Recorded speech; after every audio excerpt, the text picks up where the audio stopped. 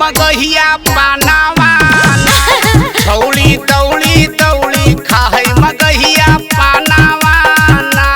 अरे छोड़ा भागमी की ने तू लोग खाए मगहिया पानावा छौड़ी दौड़ी दौड़ी खाए मगहिया पानावा। सोलहो सिंगार करके जा है बजरिया मारो हकलई तन पे तीर छी नजरिया। देख रे छोड़ा भाग जो यहाँ से। सोलहो सिंगार करके जा है बजरिया मारो हकलई तन पे तीर छी नजरिया।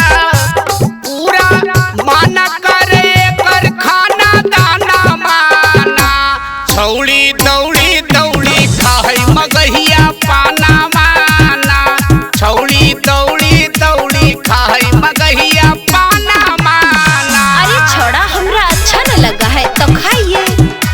खाए मगहिया छौड़ी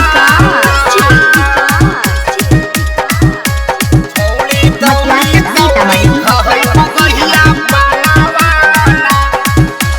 पाली ओठा लाली शोभे गोड़ावा में पाया अच्छा तना लभरावन के कर दिल कई घाया। देख रे छोड़ा बहुत बोलो ही दूर जो। पाली ओठा लाली शोभे गोड़ावा में पायल के तना लभरावन के कर दिल कई घायल। घूमे दिल्ली हरियाणा लुधियाना माना छौड़ी दौड़ी दौड़ी खाए मगहिया पाना माना छौड़ी दौड़ी दौड़ी खाए मगहिया पाना माना। अरे छोड़ा तोर काहे करे जा फटा हो रे। खाए मगहिया छौड़ी दौड़ी दौड़ी खाए मगहिया पाना माना। माई बाप से पैसा मांगे घरवा से लड़के सज धज के चल दे हैया पाची पर चढ़ के।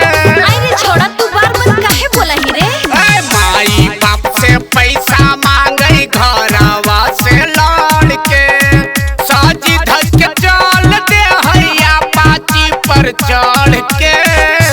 माना करे रंजित मानिस कुना दाना माना घूमे दो भी शेर घाटी गया पटाना माना छौड़ी दौड़ी दौड़ी खाए मगहिया पाना माना। कहीं घूमिया चाहे नहीं घूमिया लेकिन हरियाणा जरूर घूम लिहा बूची।